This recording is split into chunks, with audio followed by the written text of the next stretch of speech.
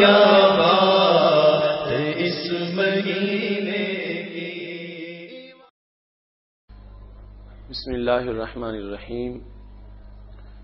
رب اشرح لی صدری ویسر لی امری واحلل عقدۃ من لسانی یفقہوا قولی۔ الحمد للہ العظیم والصلاة والسلام علی من اختص بالخلق العظیم وعلی آلہ واصحابہ الذین قاموا بتأیید الدین القویم، اما بعد۔ معزز ناظرین، رب ذوالجلال کے فضل اور توفیق سے امت مسلمہ کا کارواں ماہ رمضان المبارک کی رحمتوں کی وادیوں میں داخل ہو چکا ہے۔ رب ذوالجلال کا کروڑوں بار شکر ہے کہ اس نے ہمیں ایک بار پھر اس عظیم مہینے کی برکتیں اور سعادتیں عطا فرمائی ہیں۔ فضائل رمضان پروگرام میں آج ہماری گفتگو کا موضوع ہے مقصد صوم، یعنی روزہ جو ہم پہ فرض کیا گیا تو کس مقصد کے پیش نظر، اور یہ ہمیں کون سے فوائد دینے کے لیے رب ذوالجلال نے ہم پہ لازم کیا۔ خالق کائنات جل جلالہ نے قرآن مجید برہان رشید میں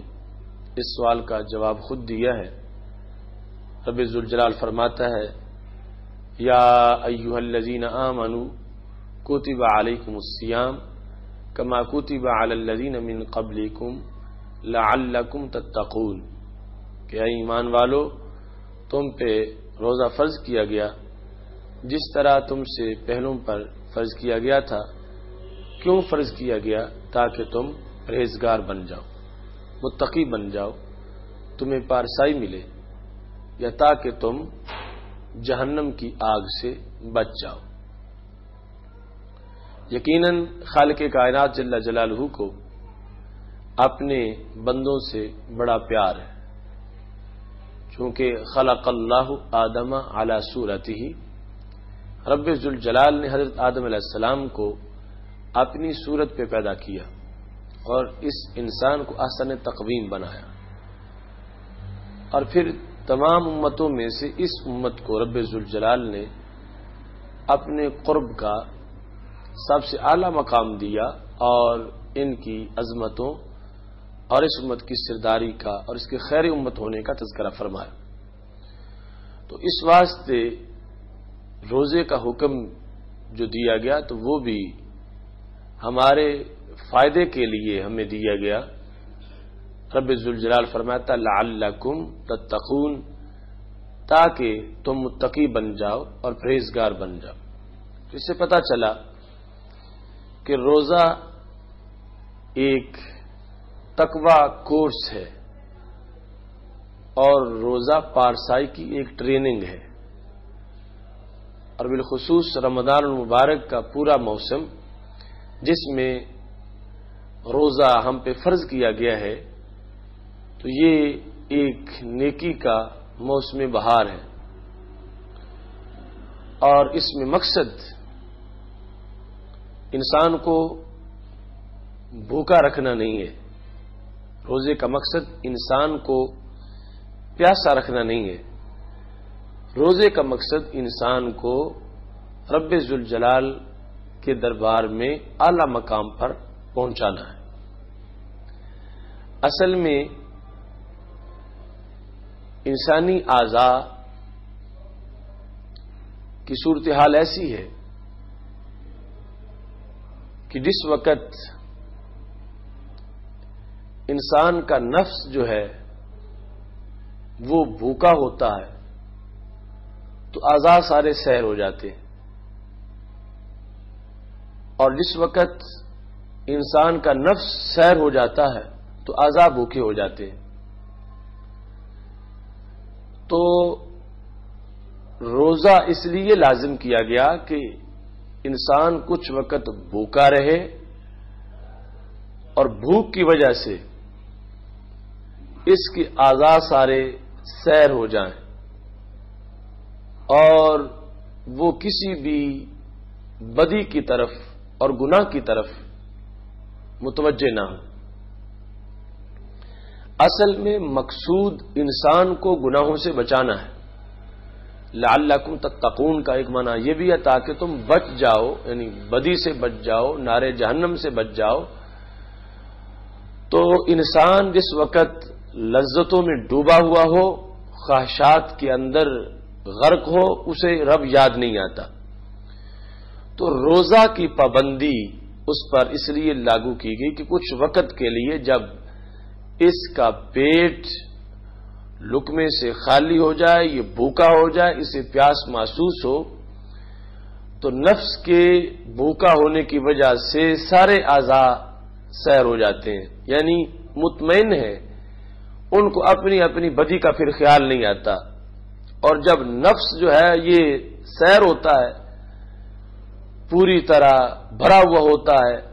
تو پھر ہر عضو چاہتا ہے کہ میں اپنے حصے کا گناہ کروں۔ آنکھ اپنے حصے کا گناہ کرنا چاہتی ہے، زبان اپنے حصے کا گناہ کرنا چاہتی ہے،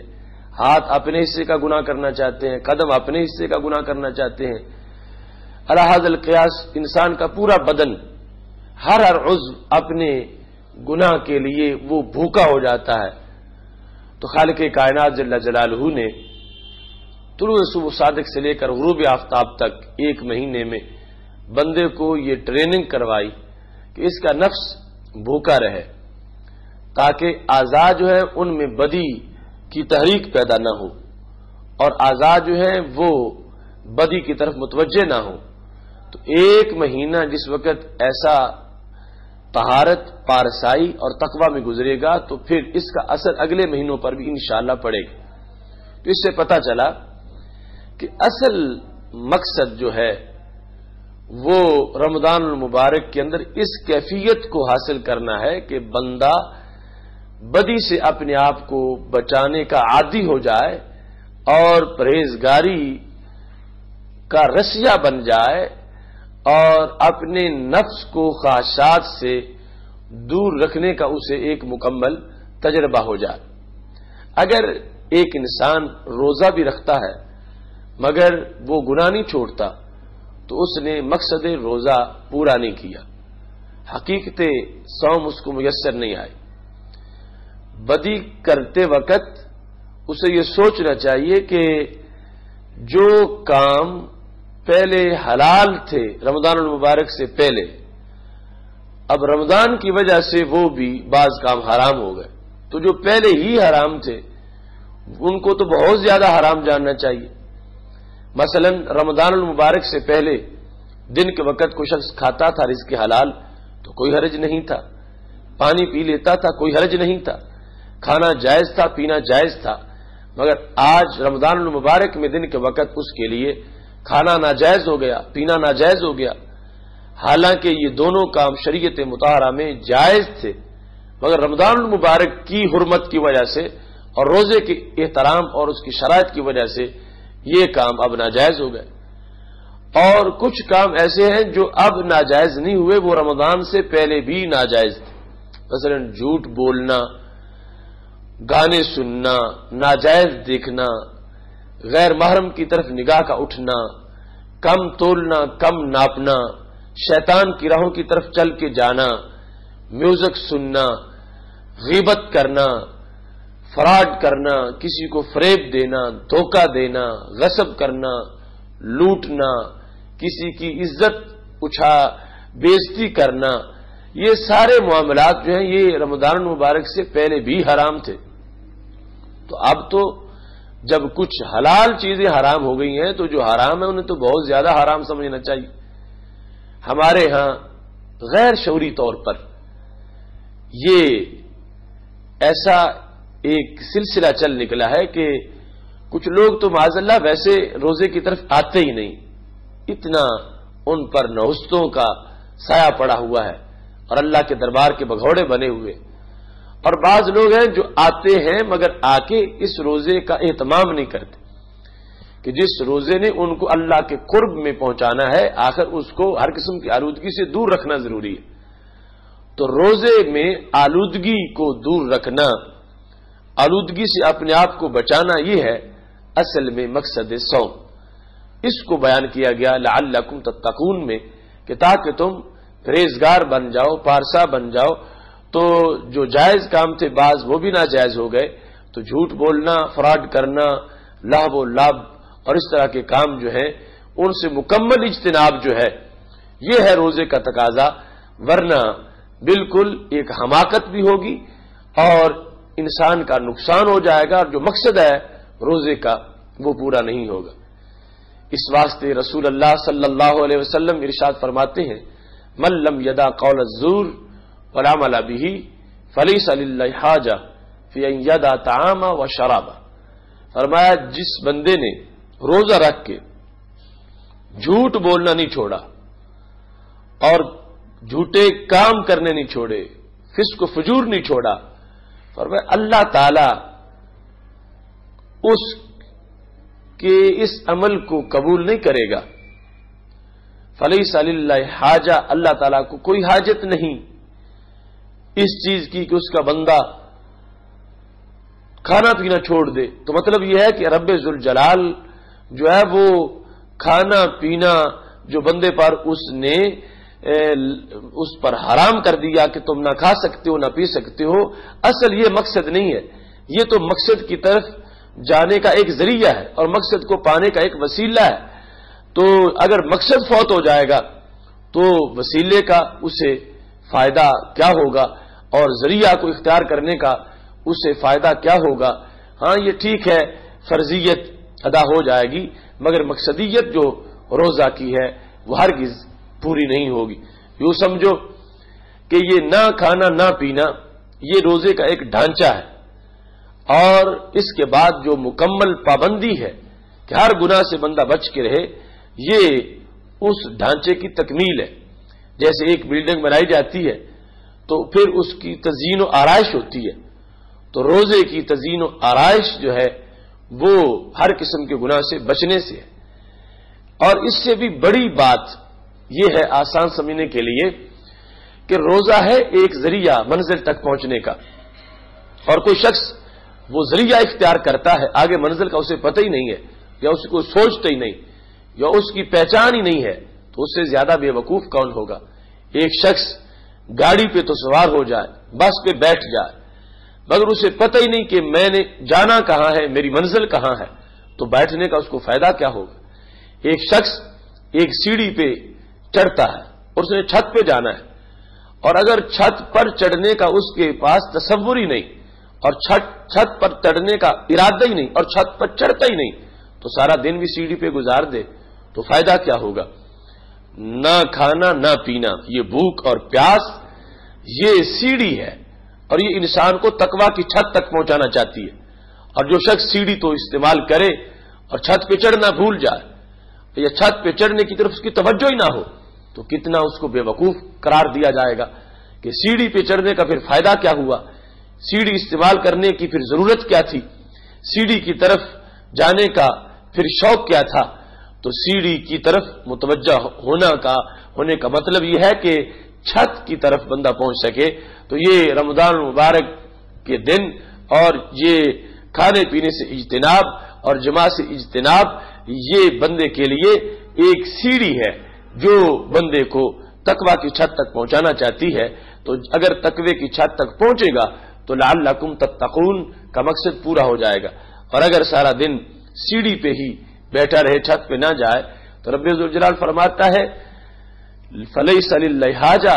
اللہ کو کوئی حاجت نہیں۔ رب ذوالجلال نے حاجت کا لفظ بولا، یہ استعارہ ہے قبول کرنے سے، جس طرح لوگ حاجت والی چیز کو قبول کرتے ہیں، رب ذوالجلال کو حاجت کوئی نہیں۔ مطلب کیا ہے؟ قبولیت۔ تو خالق کائنات جل جلالہ اس کے بھوکے رہنے کو قبول نہیں کرے گا، اس کی پیاس کو قبول نہیں کرے گا کہ جس نے بھوک پیاس جو ہے وہ برداشت کی ہے مگر مقصد اس نے روزے کا پورا نہیں کیا۔ اس واسطے اتنا قیمتی موسم ہو اور اتنا اچھا عمل ہو اور پھر اس کے مقصد کو پیش نظر نہ رکھا جائے تو اس سے زیادہ انسان کے لیے خسارہ کیا ہو سکتا ہے؟ معزز ناظرین، ہمیں سوچنا چاہیے کہ جس وقت بنیادی ڈھانچہ ہمیں میسر ہے اور ایک سیڑھی ہمیں میسر ہو گئی ہے تو کوشش کرنی چاہیے کہ اس سیڑھی سے بندہ اس چھت تک پہنچے جو چھت اللہ کی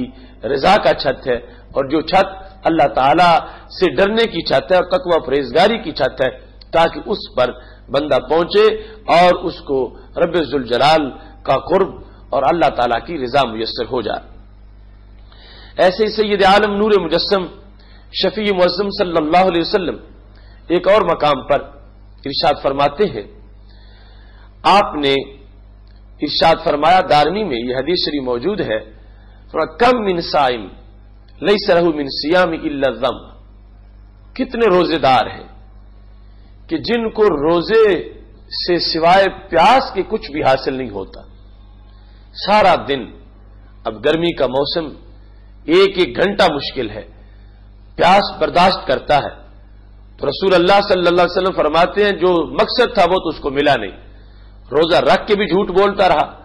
روزہ رکھ کے بھی اور یعنی فحاشی میں ملوث رہا،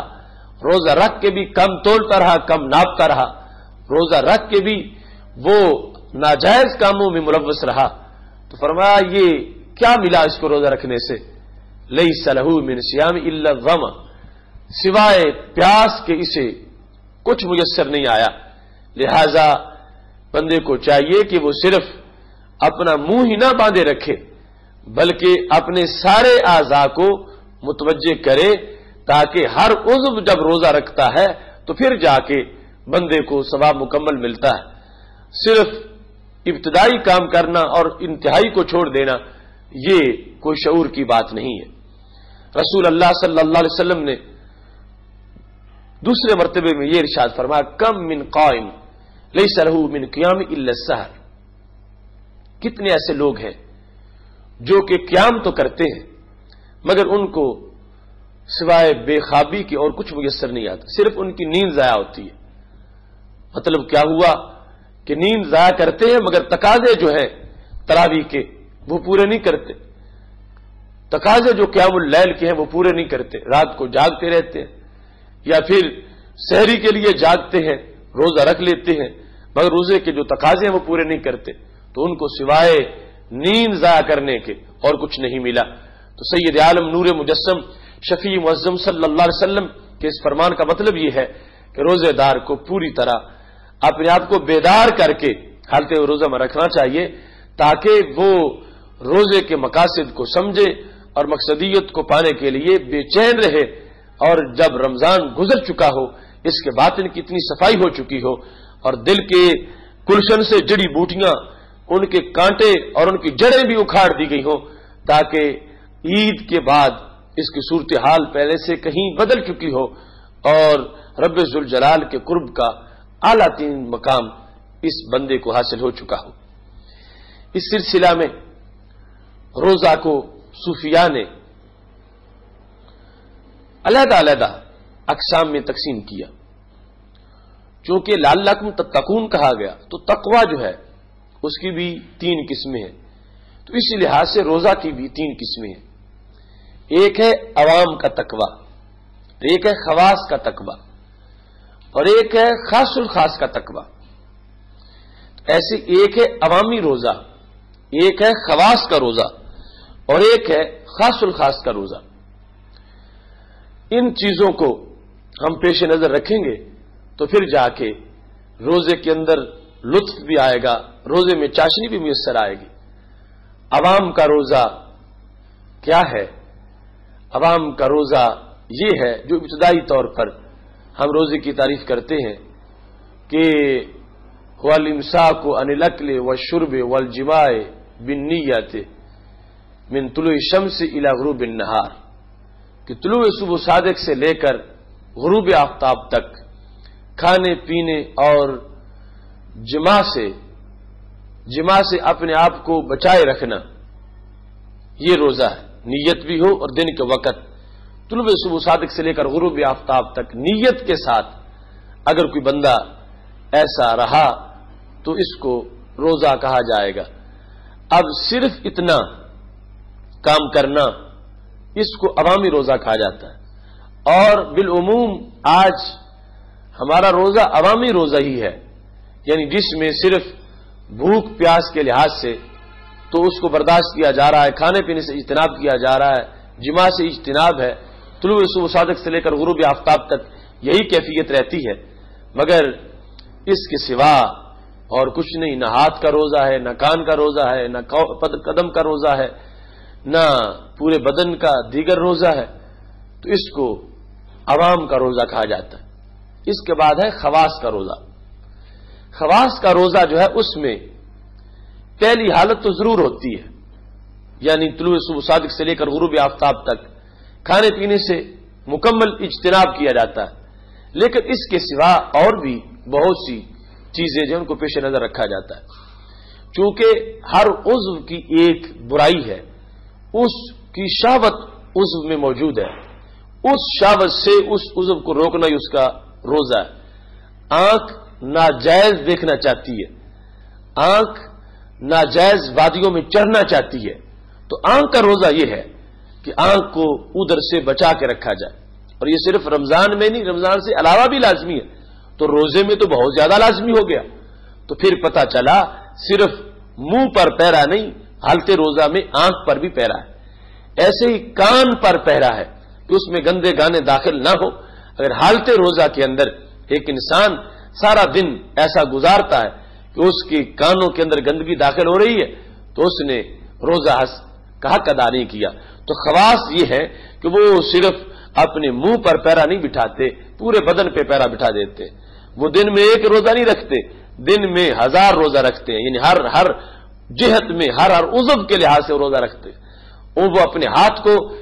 گندگی کی طرف نہیں جانے دیتے کہ کہتے ہاتھ تو نے روزہ رکھا ہوا ہے، تجھ سے برا کام نہیں کیا جائے گا۔ قدم کو بری محفل کی طرف نہیں چلنے دیتے اور بری حرکت کی طرف نہیں جانے دیتے کہ قدم تو نے روزہ رکھا ہوا ہے۔ ایسے ہی زبان کو گندا نہیں بولنے دیتے کہ زبان تو نے روزہ رکھا ہوا ہے۔ اس انداز میں خواص اپنا روزہ پورا کرتے ہیں کہ وہ پورا دن اس انداز میں گزار دیتے ہیں کہ ایک کام بھی اللہ کی رضا کے خلاف نہیں ہوتا۔ وہ سمجھتے ہیں اگر ایک کام بھی اللہ کی رضا کے مطابق کے خلاف ہو گیا تو ہمارا روزہ ٹوٹ جائے گا۔ تیسرے نمبر پہ ہے خاص الخاص کا روزہ، یہ اس سے بھی اگلا مرتبہ ہے۔ اس میں عوام کا روزہ تھا، صرف کھانے پینے اور جماع سے اجتناب۔ خواص کا روزہ تھا، ہر عضو کی ہر بدی سے اجتناب اور ہر عضو کے ہر گناہ سے اجتناب۔ اور اب خاص الخاص کا روزہ جو ہے اس سے بھی آگے گزر گیا، یعنی پہلی دونوں کیفیات موجود ہوں گی۔ یہ نہیں ہے کہ کوئی کھاتا پیتا پھرے اور کہے میرے دل کا روزہ ہے، اور ایسا نہیں ہے کوئی کہے کہ نہیں روزہ اصل میں آنکھ کا ہوتا ہے، کھانے پینے سے نہیں کچھ ہوتا۔ پہلے سٹیپ ہیں وہ ضرور ہوں گے، کھانے پینے جماع سے مکمل اجتناب ہے، اس کے علاوہ اعضاء کے ہر گناہ سے اجتناب ہے، لیکن اس کے ساتھ ساتھ خاص الخاص کا روزہ یہ ہے کہ وہ اپنے دل کو ہر وقت حالت روزہ میں ہر غیر کے خیال سے پاک رکھتے ہیں اور ہر وقت اپنے دل کو اللہ کے جلووں سے آباد رکھتے ہیں، اپنے دل میں دوسرے کا خیال نہیں آنے دیتے، اللہ ہی کے ذکر کو دل میں آباد رکھتے ہیں۔ تو ان کا روزہ اس حال تک ہو چکا ہے اور اس حد تک پہنچ چکا ہے کہ بعض ایسے ہیں کہ وہ کہتے ہیں کہ اگر ہم یہ سوچیں کہ آج افطاری کس چیز پر ہوگی تو ہمارا روزہ ٹوٹ جائے گا۔ ہم روزہ کے اندر توجہ ساری کی ساری رب ذوالجلال کی طرف رکھیں گے اور رب ذوالجلال سے ہماری توجہ جو ہے وہ آگے پیچھے ہٹنے نہیں پائے گی۔ مکمل وقت جو ہے سحری سے لے کر افطاری تک اس حالت کے اندر جب گزرتا ہے تو یہ خاص الخاص کا روزہ مکمل ہوتا ہے۔ لعلکم تتقون میں جس طرح تقوی کے درجات ہیں، تقوی کے لحاظ سے ہی روزے کی بھی درجات ہیں، تو ہمارے لیے یہ دعوت فکر ہے کہ ہم نارمل سا روزہ نہ رکھیں، ہم ایک بالکل سطحی سا روزہ نہ رکھیں، ہمارا روزہ اتنا بڑا روزہ ہو، عوامی روزے سے نکل کے خاص کا روزہ بن جائے اور پھر خاص الخاص کی طرف سفر کرنا چاہیے۔ اور یہ پھر ایسا روزہ بن جاتا ہے جو پھر رمضان میں نہیں، اعضاء عادی ہو جاتے ہیں نیکی کے، پھر سارا مہینہ اعضاء جو ہے وہ غلاظت سے بچے رہتے ہیں، اور بڑھتے بڑھتے دل کے روزے کا اہتمام بھی انسان کے لیے آسان ہو جاتا ہے۔ روزے کے ان مقاصد کے لحاظ سے ہمارے لیے یہ ضروری ہے کہ ہم ہر سال اپنے تقوی کا جو میرٹ ہے اس کو بلند کریں، اور ہر سال تقوی اور پارسائی میں اپنے درجے کو اونچا کریں۔ مثال کے طور پر اس سال رمضان المبارک میں جہاں تک ہمارا دل پہنچ سکا تقوی کے معیار کے لحاظ سے،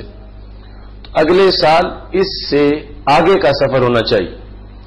نہ یہ ہو کہ ساری زندگی گزر جائے اور جب رمضان المبارک آئے تو انسان 0 پوائنٹ پہ بھی کھڑا ہو اور وہاں سے پھر سفر شروع کرے، بلکہ اس انداز میں اہتمام ہونا چاہیے کہ ایک سال میں جتنا سفر طے ہو گیا ہے، رمضان المبارک کے بعد 11 مہینے اس کی حفاظت کی جائے، اور اگلے سال پھر رمضان المبارک سے تقوی کی اس سے اگلی جو کلاس ہے اس میں بندہ شرکت کرے اور اس میں اپنے آپ کو وہ آگے لے جائے، تاکہ رب ذوالجلال کا انسان کو قرب حاصل ہو سکے۔ میری دعا ہے رب ذوالجلال ہم سب کو روزہ کی حقیقی ثمرات پانے کی توفیق عطا فرمائے۔ وآخر دعوانا ان الحمد للہ رب العالمین۔ جو اٹھا دل کے مانگ نور آیا، جو اٹھا دل کے مانگ نور آیا، وہ کیا بات اس مہینے کی، وہ کیا بات اس مہینے کی، نور ہی نور ہر طرف چھایا،